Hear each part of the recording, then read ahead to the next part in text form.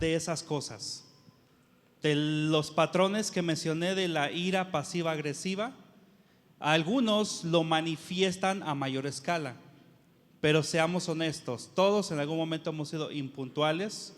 Claro, hay países, hay culturas que, híjole, los americanos, por ejemplo, ellos manejan mucho el tema de la puntualidad, pero no hay problema, no se preocupe. Si llega a ser impuntual el esposo o la esposa, no hay problema. A veces hay circunstancias que nosotros no podemos controlar, ¿no? Quizás salieron a buena hora, pero el tráfico, yo ya lo comprobé ayer, el tráfico de aquí del hotel para acá es tremendo en día viernes. Entonces, eso no significa que necesariamente es usted una persona con ira pasiva agresiva. Todos tenemos un poco de eso. Ok, gracias. Muchas gracias por su pregunta, hermana. ¿Hay alguien más que quiera hacer alguna pregunta de los que están presentes antes de pasar a las preguntas que tenemos por redes sociales? Puede levantar su mano. Les aconsejo mucho que aprovechen estos tiempos porque a veces cuando nos enfrentamos con la situación ya es un poco más difícil y si tienen esta oportunidad de escuchar un consejo desde la parte de la experiencia, les aconsejo de verdad que puedan hacer sus preguntas directamente. ¿Hay alguien que quiera hacer su pregunta? Puede levantar su mano mientras voy a dar paso. Nada más añado rapidísimo, pero aunque no sea un síntoma de ira de usted, échele ganas porque si no, sí va a provocar la ira de su esposo. ¿Verdad? Vamos con una de las preguntas y dice de la siguiente manera: ¿cómo puedo ayudar a mi padre de 78 años a que sus hijos lo valoren y lo respeten? Sufre agresión por el hijo de 36 años que vive con él. ¿Alguien que nos quiera ayudar con esta pregunta, por favor? Pastor Yoshi, te veo con muchas ganas de contestar esta pregunta. Adelante. Es que, bueno, nosotros pasamos un tema parecido con un familiar, en paz descanse, y por mucho tiempo como que se estuvieron echando la bolita y nadie hacía nada. Realmente, bueno, no sé quién pregunte, si el que pregunta es el hijo. Sí, es el hijo. Yo creo que tú como creyente debes de buscar la manera de cuidar a tu papá, ¿no? Y honrarle. Yo si estuviera en esa situación, creo, por la experiencia que ya vivimos como familia, que buscaría sacar a mi papá de ese medio donde él está sufriendo. Yo no sé qué tipo de abuso esté recibiendo él. Hay veces que cuando se le deja a una persona mayor con alguien que está pasando por adicciones o es muy agresivo, esperamos, ¿no? Esperaríamos que cambiara el familiar joven y que fuera bueno, pero yo no abandonaría a mi padre a vivir sus últimos años en una situación en la cual él esté sufriendo. Entonces, yo creo que ese es un tema que, como les dije, o sea, nosotros lo pasamos como familia y a veces como que se enojaban entre hermanos, ¿no? Hasta que hubo alguien que tomó la responsabilidad y dijo, ¿saben qué? Mientras son peras o son manzanas, yo quiero cuidar a mi papá. Entonces, pues ojalá te sirva. Siempre nosotros tenemos que saber que es nuestra responsabilidad ya en cierta edad nuestros padres, de buscar que estén bien y es parte de honrar, ¿no? El tener cuidado de ellos en su vejez y dar gracias a Dios que todavía lo tienes. Ahorita que está en vida, creo que hacer lo posible para que esté bien sería lo mejor para tu papá y también para ti, porque hay bendición de parte de Dios. Muchas gracias, Pastor Yoshi, por la respuesta. ¿Hay alguien que quiera agregar algo? Si no, pasamos con la siguiente pregunta. Y seguimos con preguntas de parte de los padres. Y con respecto a las situaciones familiares, preguntan cómo manejar distintas situaciones. Y esta me parece que puede ser un poco confrontadora también, pero que se necesita hablar del tema. Y dice, ¿cómo tratar con hijos que tienen tendencias homosexuales? ¿Cuáles son los consejos que se le dan a los padres? Si gustas, Pastor Jesse. Uy, uy, uy. Ay, ay, ay. Qué buena pregunta, ¿verdad? Al rato me desquito aquí de Yoshi, no se preocupen. Y va. Triste Yoshi. Híjole, tengo un mensaje de entrada que les recomiendo mucho que vimos este año, que fue el cristianismo y el movimiento LGBT y las letras que le faltan. Durante una hora explicamos ahí nuestra posición, ¿no? Nosotros no estamos en contra de la persona, no somos, como nos han catalogado, homofóbicos. Si queremos inventar un término, digamos que somos pecadofóbicos, y esto no solamente con ese pecado, sino con todos los pecados. Entonces no es solamente que no aprobamos eso, sino que tampoco aprobamos, no en los demás, sino en nuestra vida, aquello que va en contra de la voluntad de Dios, porque sabemos que trae consecuencias negativas, que no trae bendición a nosotros. Entonces creo que es importante de entrada que le expliques a tu hijo tu punto de vista, o sea, que no es que tú lo aborrezcas a él tiene que saber que tú lo amas, que cuenta contigo, que estás ahí para ayudarle, pero que ese estilo de vida, al igual que el estilo de vida de un borracho, de un drogadicto, de un tranza, de un flojo, lo que sea, no le va a traer consecuencias positivas. Explicarle con argumentos racionales a largo plazo qué va a pasar en una vida fuera de la voluntad de Dios, sea cual sea el motivo o el pecado, y hacerle ver que es por eso que nosotros pues les aconsejamos seguir el camino correcto, ¿verdad?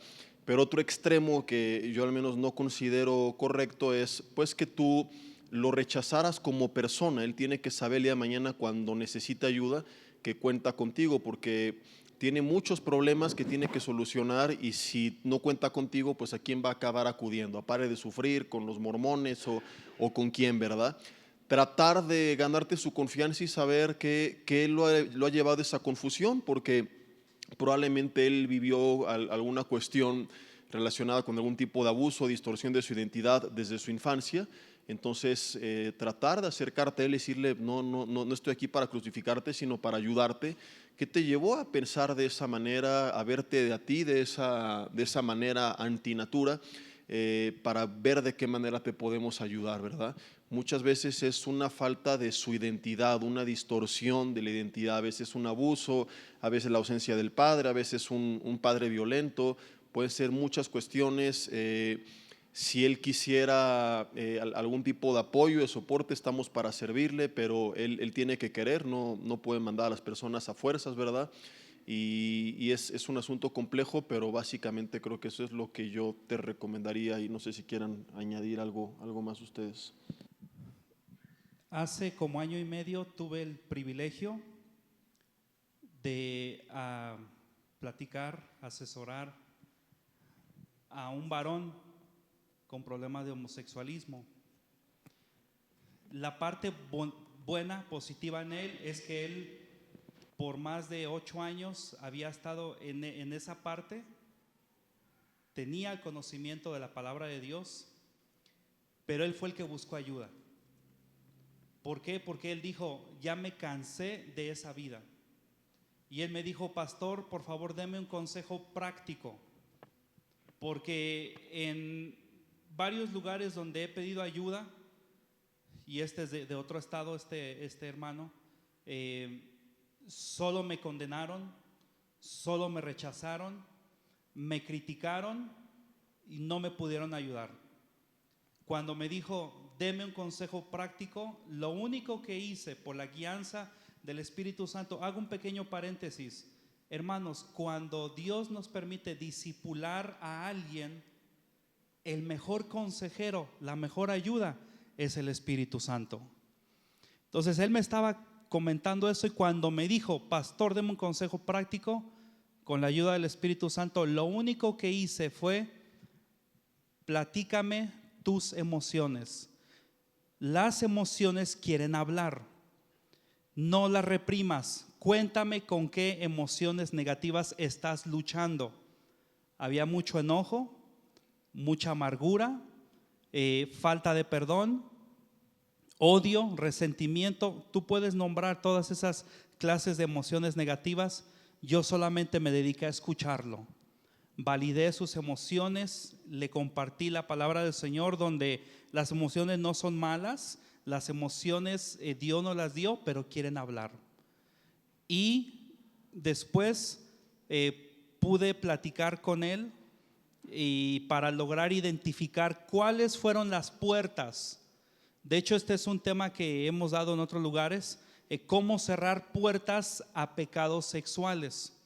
Entonces, platicando con él, le pregunté, le pedimos ayuda al Espíritu Santo que nos ayudara a identificar cuáles fueron las puertas que se abrieron en su niñez, en su adolescencia, y que por ahí entró este tema del homosexualismo.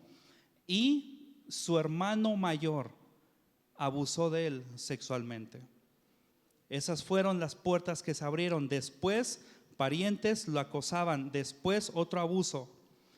Pero finalmente, otra de las causas que lo llevaron a él a desviarse, porque realmente el homosexualismo es una distorsión en la mente, eso es.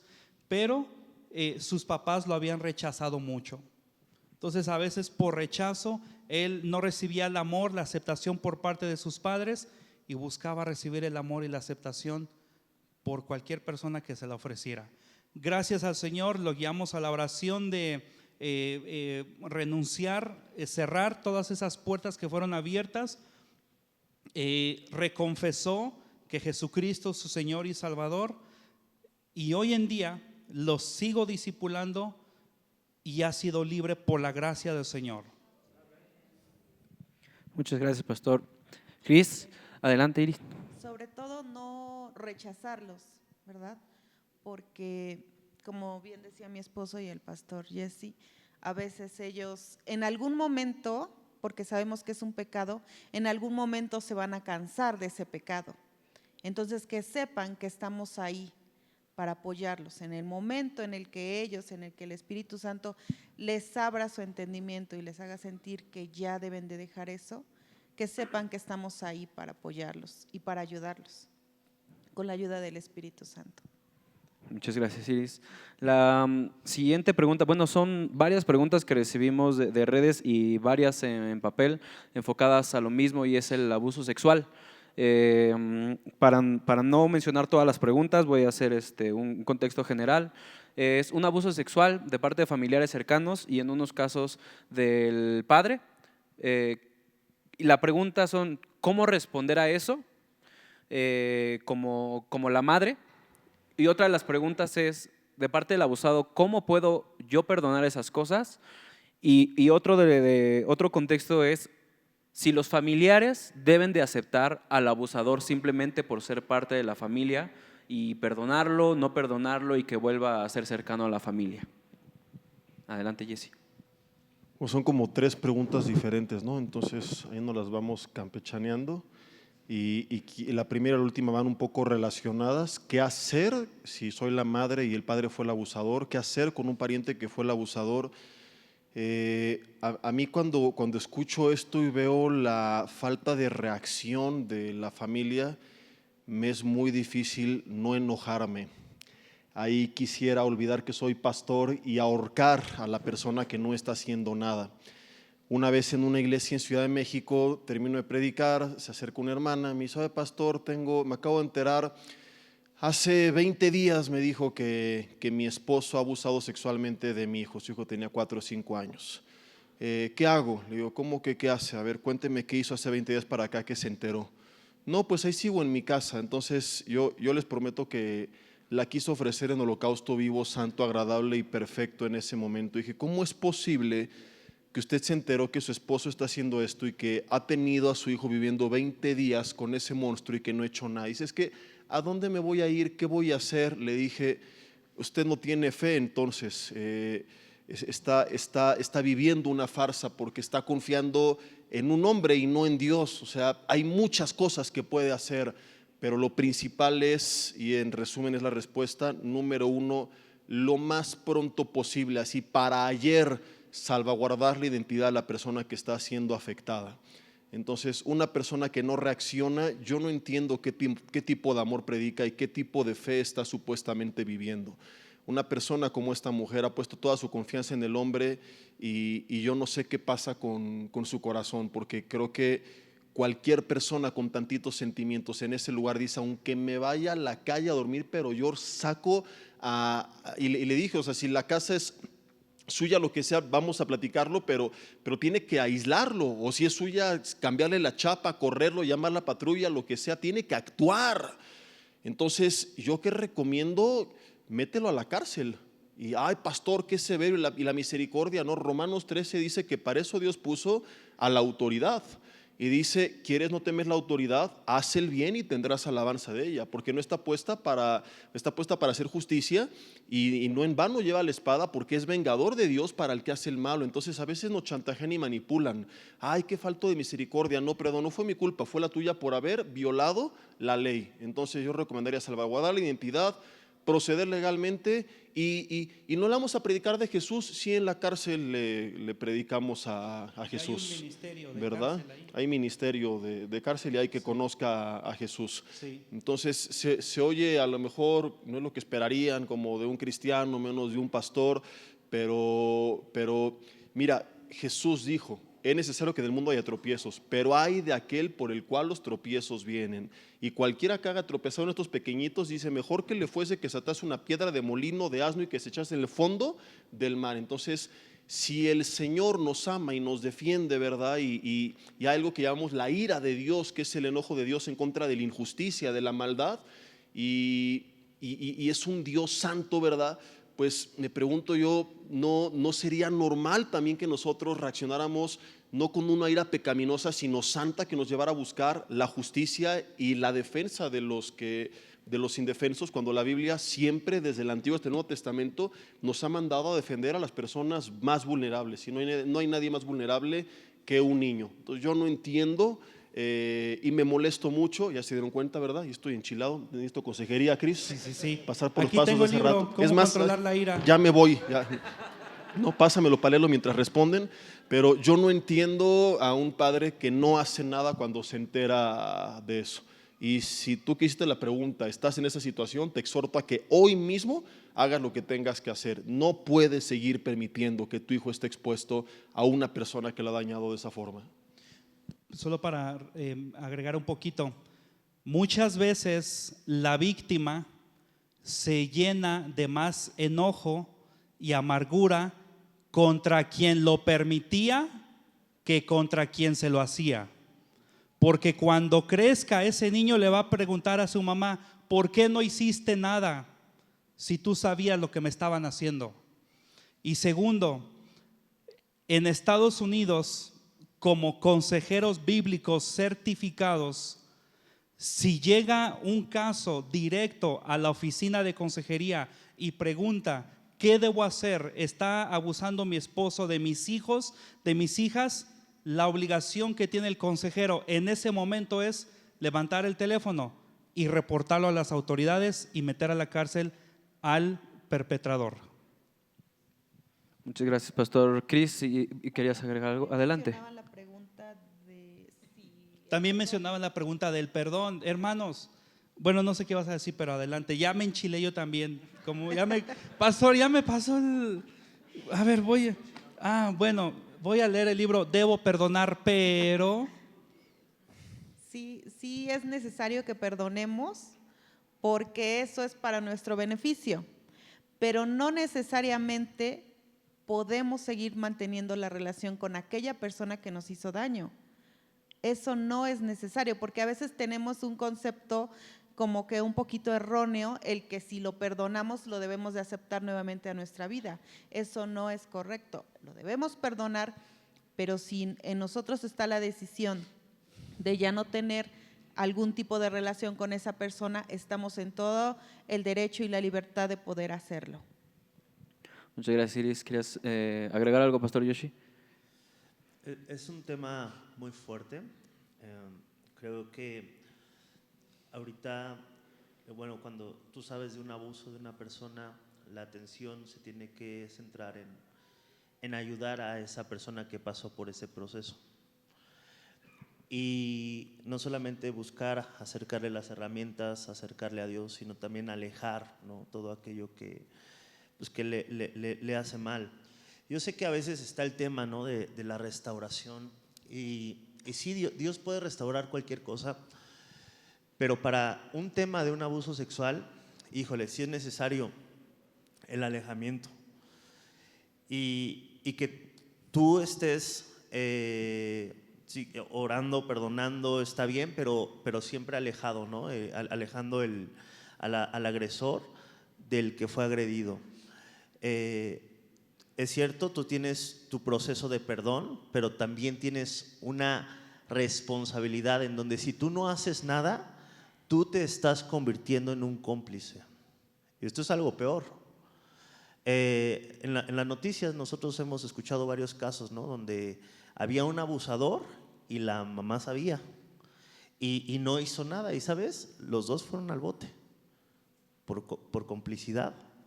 Entonces, si es una responsabilidad y viéndolo desde la parte de la Biblia, yo te quiero decir algo. Si Dios está sacando a la luz algo, no es para que no hagas nada, es para que hagamos algo. Entonces es nuestra responsabilidad cuidar a nuestros hijos. Vamos a dar cuentas a Dios, protegerlos, ¿no? Y el agresor, si Dios lo quiere restaurar, lo que Dios quiere hacer con él, pero lejos de nuestra familia, de nuestros hijos, cuidarlos y centrarlos en buscar restaurarlos, porque ahora toda nuestra energía debe de estar en lo que pasó ese pequeño, ¿no? Muchas gracias, Pastor Yoshi. En este mismo tema de defender a los hijos, pero en otro aspecto, hay una pregunta que dice, ¿cuál es el límite que yo tengo para poder defender a un hijo? Porque nos cuenta la persona que golpeó a alguien por haber empujado a su hija, que se llenó de ira en el momento en que empujaron a su hija y él la defendió a golpes. Y él pregunta que si esto es pecado, si está permitido y cuál es el límite. ¿Qué edad tenía la niña o tiene la niña? Pero bueno, cualquiera de nosotros que tenemos hijos, algo le hacen a nuestros hijos, la reacción normal es enojarnos y actuar. Pero existe la otra parte, por ejemplo, uno de los frutos del Espíritu Santo, ¿cuál es? Dominio propio. No demonio propio, sino dominio propio. Si fue un menor, más o menos de la edad de la hija, que la agredió, pues hablar con él, mirarlo a los ojos, no le hagas eso a mi hija, no es correcto. Si fue en la escuela, denunciarlo con la maestra, con el director, pero no actuar como dice la escritura que veíamos hace un rato en Efesios, no deis lugar al diablo, no porque agredieron o lastimaron a mi hijo o a mi hija, voy a reaccionar yo también como adulto, no voy a reaccionar con agresión contra un menor, porque entonces viene la otra parte que te pueden voltear la tortilla y a rato te van a denunciar a ti porque agrediste tú como adulto a un menor. Entonces mostrar gracia, pero si, insisto, si fue un niño que lastimó a tu hijo, a tu hija, más o menos de su edad, pues hay que avisarlo a los papás de ese niño, hay que hablarlo, a las autoridades, en la escuela, el director, la maestra, es lo que hay que hacer, pero no reaccionar violencia con violencia. Gracias, Pastor Chris. Pastor Yoshi y Jesse, ¿quieren agregar algo a esta pregunta? ¿Y si no fue un niño, Chris? ¿Mande? ¿Y si no fue un niño y fue un adulto? ¿Nos lo surtimos? 5 minutos en la carne, Ya se van a Señor. volver a enojar aquí. Dame 5. Dame 5, Señor, para imponerle manos. Sin ligereza. Bueno, Santiago 1:20, porque la ira del hombre no obra la justicia de Dios. Y sí debemos entender una cosa, estamos en un mundo de injusticias, pero también tiene que ver mucho tu responsabilidad de estar bien con Dios para que cuando pasen estas injusticias tú puedas reaccionar en el espíritu y no en la carne, ¿no? ¿Y cómo se reacciona en el espíritu en una situación así? Bueno, como bien dijeron, ¿no? Si es niño, yendo a las autoridades; si es un adulto, levantando una denuncia de la agresión que hubo, pero nunca podemos justificar el nosotros hacer mal a alguien por el mal que ellos hicieron. Gracias a Dios hay autoridades, ¿no? Y nos toca pues descansar en las autoridades del niño, en las autoridades de nuestro país y siempre buscar proteger, obviamente. Yo he estado en casos así. Una vez, les cuento rápido, escuché que alguien le estaba diciendo a su hijo, pégale a uno de mis hijos. Y yo salí así como, ay, me dieron ganas, en verdad me bajé, yo estaba en mi oficina. Me bajé, ¿Fue cuando llegaste con el ojo morado a la iglesia? no, me bajé muy enojado. Mi esposa me vio y me dijo, ¿a dónde vas? Y me dice, no vayas. O sea, ni siquiera le dije nada, no me quería dejar salir. Le hablé a mi hijo, ya cuando salí, ya esta persona ya estaba en su casa. Y le di gracias a Dios, ¿sabes? Que no tuve que hacer esa confrontación. Ahora, ¿qué pasó a partir de ahí? Cuidé a mi hijo, busqué hablar con él, lo acerqué. Para él fue algo como que ni siquiera tomó en cuenta, ni siquiera, o sea, lo desechó, siguió siendo amigo del niño, ¿no? Lo metí a box. Lo metí a box. Pero sí creo que es una responsabilidad de nosotros estar pegados a la palabra de Dios para que cuando pasen situaciones malas, nosotros no reaccionemos en la carne, ¿no? Porque luego, híjole, nos arrepentimos, luego nuestros hijos ya están como si nada y se quedan problemas fuertes para los adultos. Entonces, pues es lo mejor que podemos hacer pegados a las Escrituras, confiando en que Dios guarda a nuestros hijos y cuidándolos. Gracias, Pastor Yoshi. ¿Algo que quiera agregar Iris o el Pastor Jesse en esta pregunta?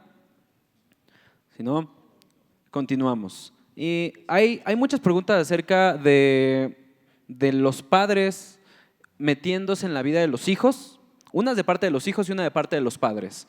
Y son muchas, entonces voy a agarrar algunas para hacerle una pregunta a cada quien. Pastor Jesse, hay una que dice que hasta dónde tengo el límite que me puedo meter en el matrimonio de mi hijo, porque veo que hay muchas malas decisiones y todas las decisiones que toman lo están llevando a un fracaso. Claro que este fracaso es visto desde los ojos del padre, pero esa es una de las preguntas de este tema. Si una vez casados, papá y mamá pueden aconsejar, pero ya no pueden decidir por ellos, ni se pueden meter. Y tienen que hacerlo mientras el matrimonio se lo permita. Que los padres lleguen de imprevisto, sin avisar, imprudentemente a meterse a la casa, querer mangonear o en una comida, no, que no le digas así y no le hagas así, y ellos tomar la decisión, ya no es correcto, porque desde el principio en el huerto del Edén Dios estableció un principio: dejará el hombre a su padre y a su madre, se unirá a su mujer y serán una sola carne. Entonces está estableciendo una nueva familia, una nueva unión, una sola carne ellos. Entonces al salir, bueno, Adán y Eva no estaban casados, ¿no? Dices, ¿a qué hombre, a qué padre y madre iban a dejar? No era para Adán y Eva, era para el resto de la humanidad, era un principio. Entonces siempre como padres podremos nosotros aconsejar, pero finalmente tendremos que nosotros respetar la decisión que tome la otra persona. Me gusta mucho en el libro de los Hechos cuando el profeta Agabo les dice que al hombre al que le pertenecía este cinto, que era Pablo, lo iban a amarrar en Jerusalén, y los discípulos le rogaron, lloraron, pero él decidió ir. Entonces hay un mensaje que yo tengo que se llama Descansa en su voluntad, donde hablamos de que hay, o creo que le puse en otra ocasión, área restringida, ¿no? Y hablamos de que hay áreas restringidas, como la cabina de un avión. Tú no te metes en medio de la turbulencia a ver cómo lo está haciendo el capitán, ¿verdad? Porque no es tu chamba ya. Entonces confías en que él va a hacer su trabajo. Y de igual forma hay veces en las que nos quedará orar por ellos, entregárselos al Señor, que el Espíritu Santo los redarguya, les guíe, en la medida de lo posible nosotros aconsejar, ¿verdad? Pero ya ellos son la autoridad de su nueva casa y ellos toman sus decisiones, ¿verdad? Y como hijos también es importante que pongan un límite, porque tengo muchas consejerías de hijos que no lo hicieron y que tienen problemas porque, oye, esto que decidimos tú y yo, no es que mi papito me dijo, es que mi mamita me dijo, ¿verdad?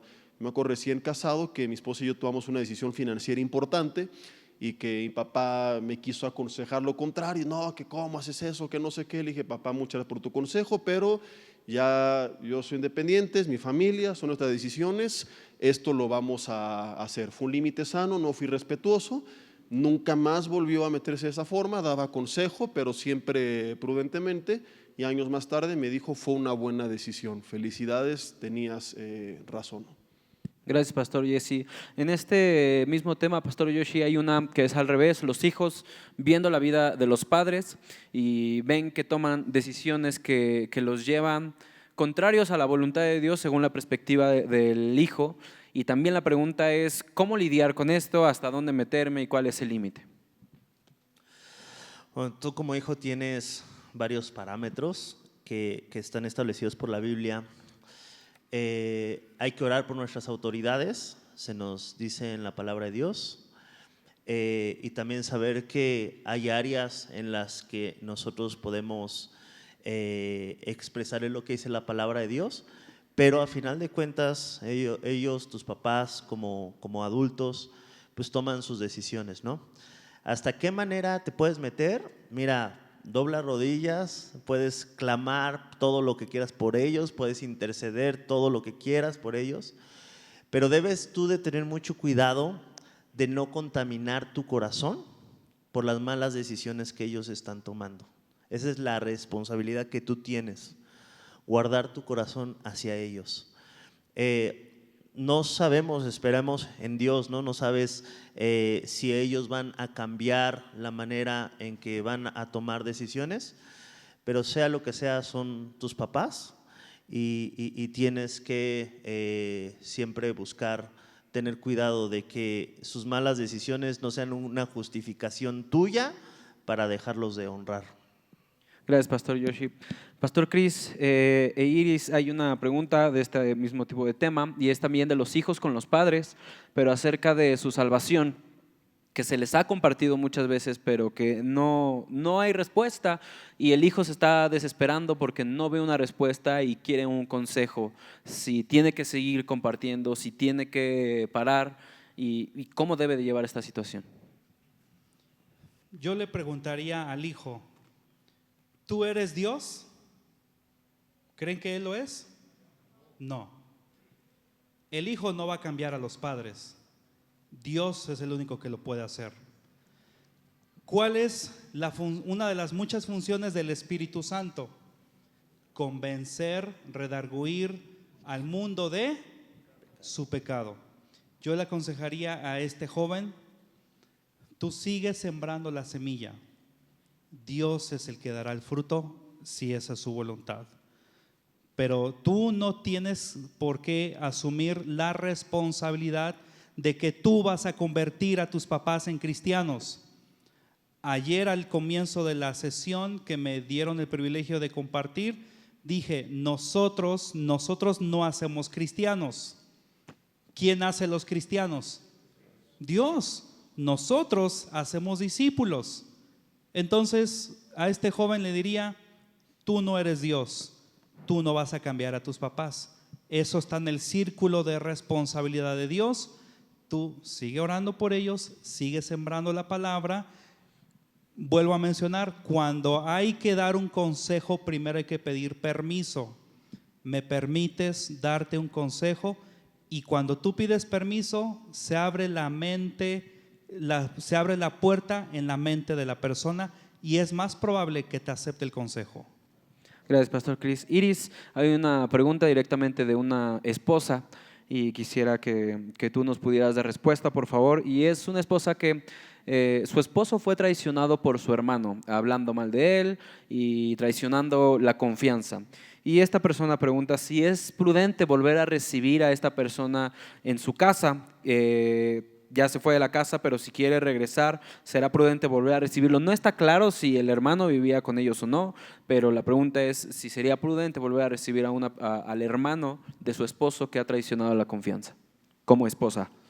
Ellos tienen todo el derecho de darse su tiempo, su espacio, porque volvemos a comentarlo. Ellos lo pueden perdonar, pero no por eso en automático se recobra la confianza, ¿verdad? Él tendría que hacer algunas cosas como para volver a recobrar la confianza de su hermano y en este caso de su cuñada, pero sí tendría que haber de parte del hermano algunas cosas como para que se vea en el hermano que está realmente arrepentido, pero ellos no necesariamente tienen por qué aceptarlo, no es alguna obligación. Ellos tienen todo el derecho de marcar límites en este caso. Gracias. Hermanos, el perdón es lo que tú y yo damos. La confianza es lo que la otra parte tiene que ganarse, tiene que recuperar la confianza. A veces hemos escuchado casos en matrimonios cuando hay infidelidades y cosas como esas, en cualquier relación personal donde hay un abuso de confianza, hay presión por parte del ofensor y dice, oye, pero si ya pasó 2 meses, 3 meses, ya, perdóname, ¿no? ¿Quién es el que fija el plazo para recuperar la confianza? ¿Quién? El ofendido. Tómate tu tiempo. No tienes por qué decidir luego, ya te voy a dar mi confianza. No, recuperar la confianza se lleva meses y en algunos casos años. Gracias, Pastor Cris. Esta pregunta igual fue directo para el Pastor Jesse. Dice, ¿cómo poder soltar a una persona que sé que es nociva para mí y para mi familia, pero tengo sentimientos por esa persona? Es que no queda claro qué tipo de relaciones. Supongo que es como un joven, ha de ser como el noviazgo, porque dice que es nociva para él y para su familia, ¿verdad? Y bueno, pues es tomar la decisión simplemente por convicción. Es que a veces creemos que tenemos que sentirlo y hacemos un desastre de nuestra vida cuando actuamos en base a lo que siento o no siento.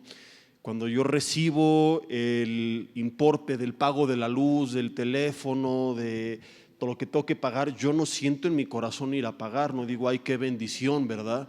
En diciembre que ponemos el calentador y el recibo de la luz se duplica, triplica, yo lo veo y pienso que es un ataque de Satanás y de verdad que yo no siento en mi corazón pagarlo, pero jamás en mi vida he dicho, no, pues yo creo que no lo voy a pagar porque no me nace, ¿verdad? O cuántas veces has marcado por teléfono a tu jefe el lunes por la mañana, oiga, hoy no voy a ir a trabajar porque pues, como que no me nace, no lo siento en mi corazón. Vas y lo haces porque sabes qué es lo que te conviene.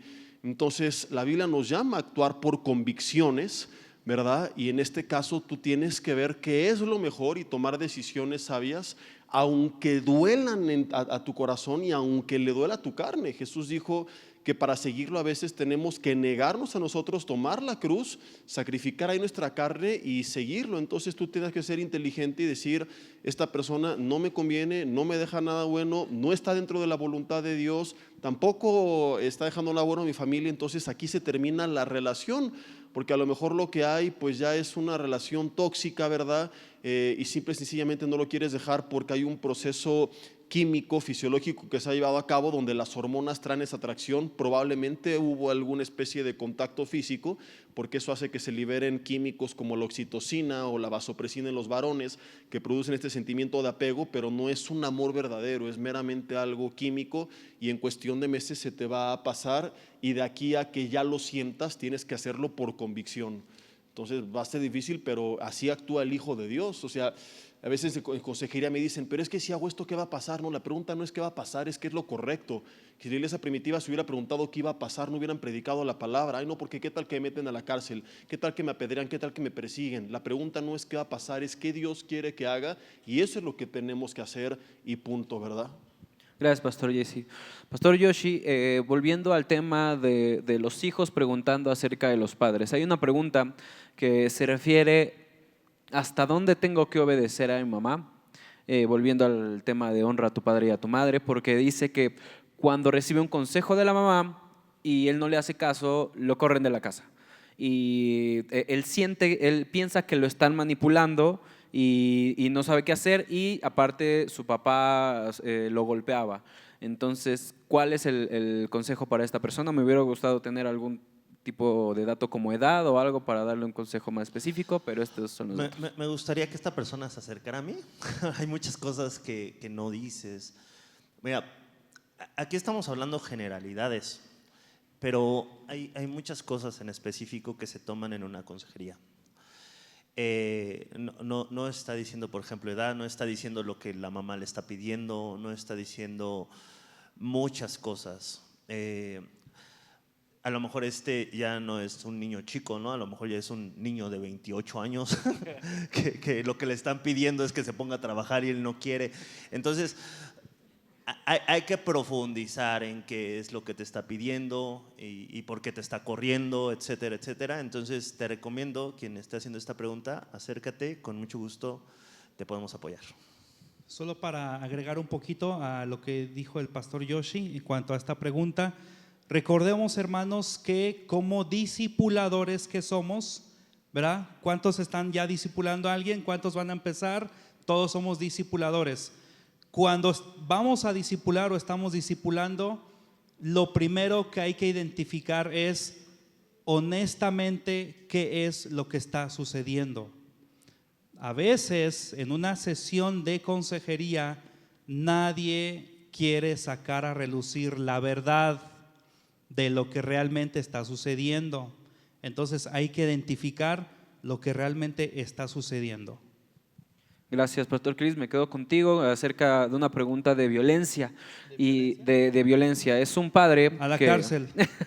es un padre que básicamente es una confesión, dice que golpeó a su hija porque le contestó y que su hija pues no lo ha perdonado y él, aunque ha orado a Dios, pues no sabe qué hacer. Entonces, ¿cómo manejar esta situación? La pregunta es de parte del padre, no de la hija.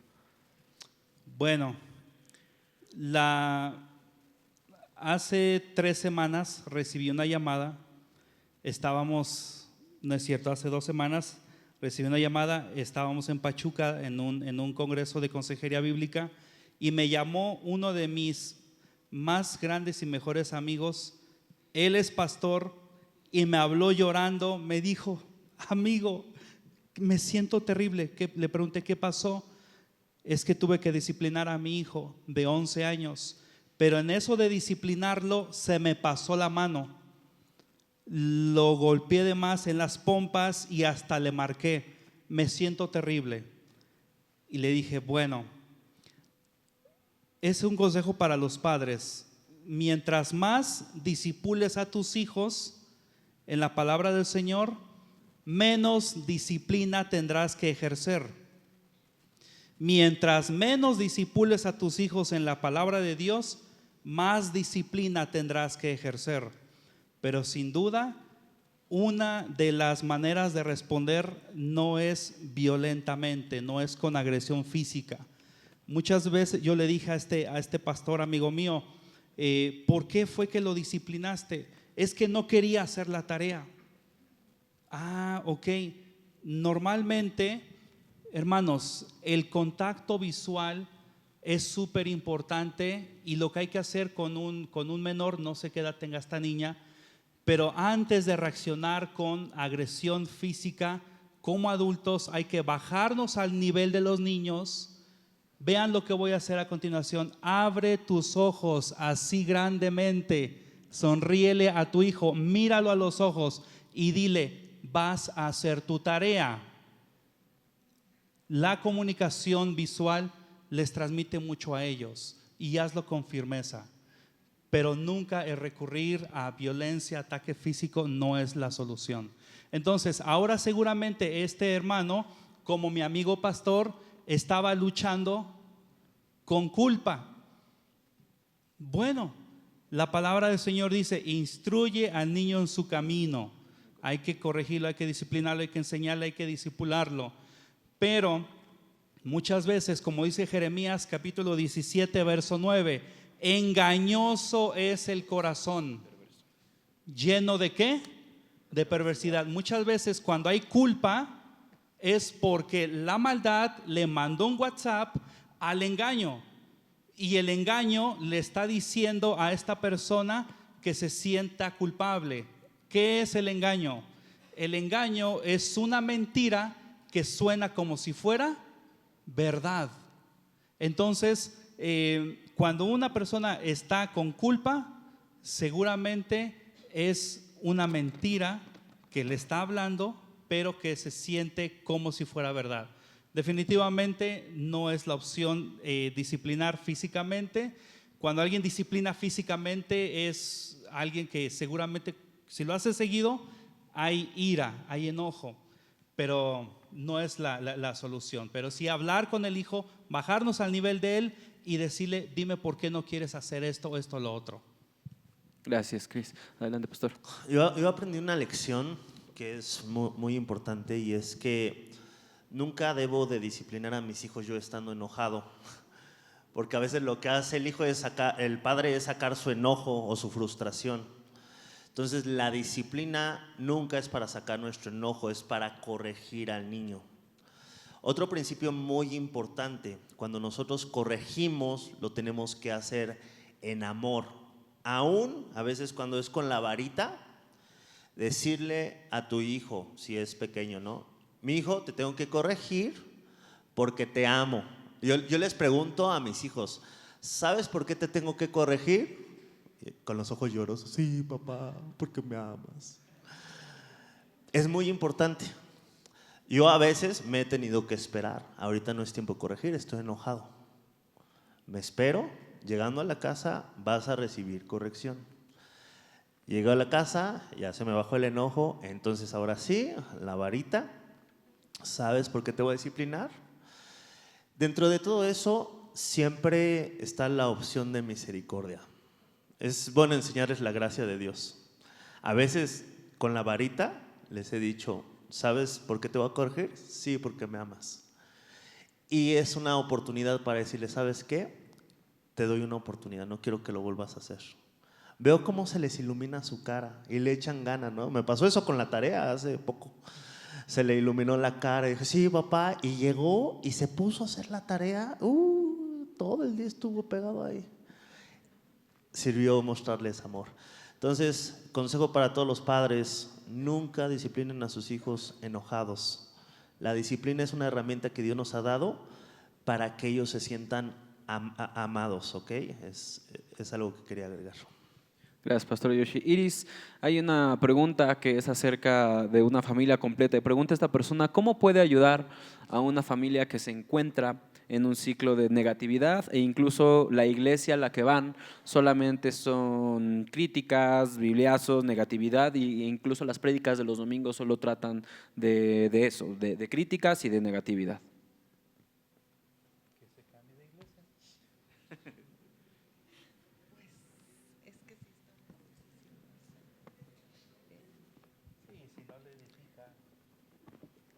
Sí, bueno, es que lo primero es poner el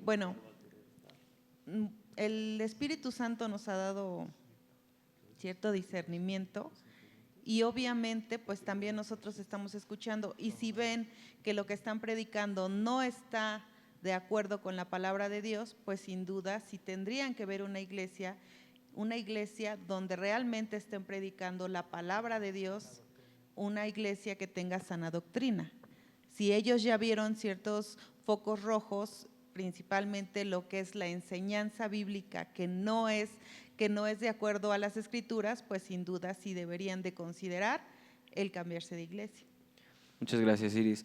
Pastor Jesse, hay una pregunta específica, esta sí. Quisiera también expandir esto un poquito, porque mucha gente se justifica en redes diciendo, es que hablo y…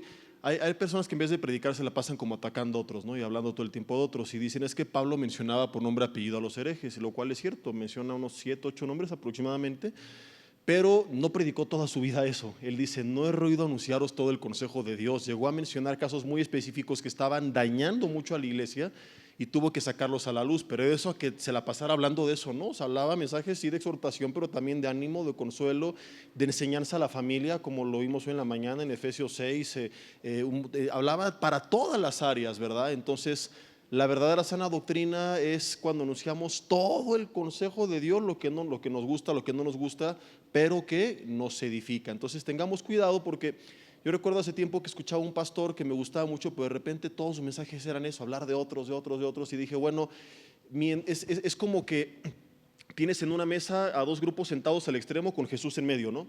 Unos enseñando pura mentira, desviados, y los otros hablando de los que están desviados, ¿no? O sea, él haciendo puras cosas mal y el otro hablando de los que están mal, y Jesús preguntando, ¿y quién va a hablar de mí? ¿No?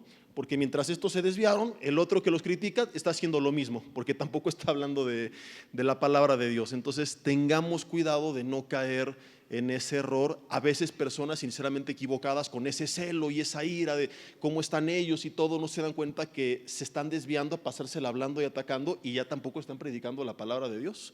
Entonces no podemos irnos tampoco a ese extremo, ¿verdad? Pero es la justificación que muchos dan.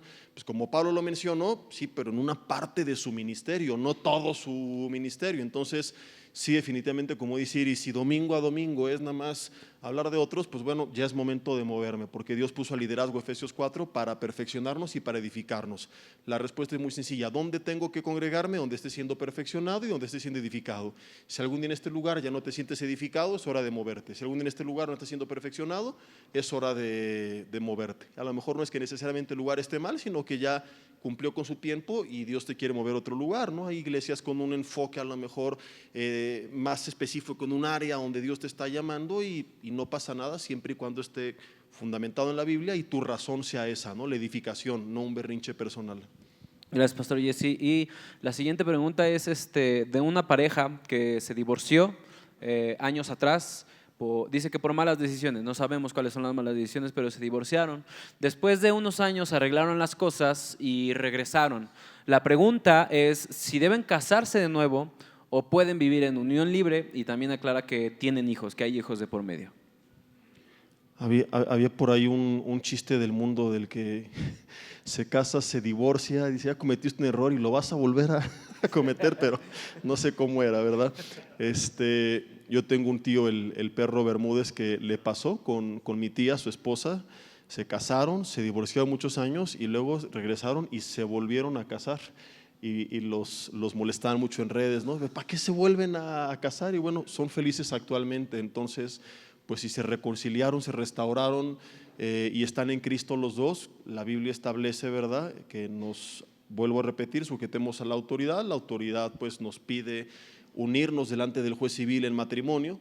En Estados Unidos el pastor puede casar delante de la ley, en México no, entonces no tienes que hacer toda la faramaya, fiesta, etcétera, etcétera, pero ve con el juez civil y dile: Dios, tan va en serio que ante las leyes de mi país quiero cumplir con mis derechos y obligaciones también como pareja. Entonces sí, definitivamente la recomendación, o más bien la instrucción, no es recomendación, ¿no?, para estar juntos nuevamente es, pues vuélvanse si ya lo decidieron, por supuesto, si están seguros, están viviendo juntos, están teniendo intimidad, pues están fuera de la voluntad de Dios. Entonces, para estar dentro de su voluntad, ¿verdad?, únanse nuevamente en matrimonio y pues ya no se divorcien. Otra vez. Pastor Que Yoshi, nos inviten al mole. Pastor Yoshi, hay una pregunta acerca de las expectativas creadas por la familia en cuestión perfeccionista, llevándolas a relaciones tanto como de hijos, recibiendo las expectativas que tienen los padres, tanto como de esposos, recibiendo las expectativas que tienen los padres, pero ahora como matrimonio. ¿Cómo lidiar con las expectativas de la familia, no solo de los padres, sino de hermanos, de primos, que quieren poner sus expectativas en otra persona? Pues acabo de compartir eso en el grupo de hombres. Hablábamos del pecado de Lamec, el cual tenía expectativas de Noé, que nos va a librar de los problemas, y se le conoce teológicamente como el pecado de Lamec, ¿no?, este tema de las expectativas. No es malo el anhelar algo, el que las relaciones mejoren o el que a tu hijo le vaya bien, etcétera, etcétera. Lo que es malo es cuando nuestras expectativas no son cumplidas o nuestros deseos no son cumplidos, el amargarnos y el no poder aceptar la voluntad de Dios en ciertos sentidos. Dios nos permite, ¿no?, a cada uno ser de influencia y ser de bendición, y mientras podamos ser de influencia y de bendición hay que hacerlo, pero nunca hay que amargarnos cuando nuestros hijos, cuando nuestros familiares, cuando la gente a nuestro alrededor no cumple nuestra expectativa. Creo que el tema ahí es más personal, que una persona se puede llegar a amargar, y siempre confiar, ¿no?, en que, o sea, a lo mejor no están siendo como tú quieres, y soltarlos, ponerlos en las manos de Dios y decirle: Señor, digo, si son tus padres, ¿no?, si son tus hijos, buscar disciplinarlos, buscar ayudarles. Y bueno, de esto vamos a compartir un poco más profundo ahorita en la conferencia que me toca dar, porque es un tema largo. Gracias, Pastor Yoshi. Nos quedamos con muchas preguntas pendientes, tanto escritas como en redes, pero es tiempo de seguir con nuestro programa. Vamos a dar un aplauso al Señor, de gloria a Dios por las respuestas y por la experiencia que hemos recibido. Y vamos a continuar con nuestro programa. Muchas gracias a todos. Antes de comenzar nuestra siguiente conferencia, les pido a todos otra vez que se pongan de pie para que todos pongamos atención. Estírense lo mejor.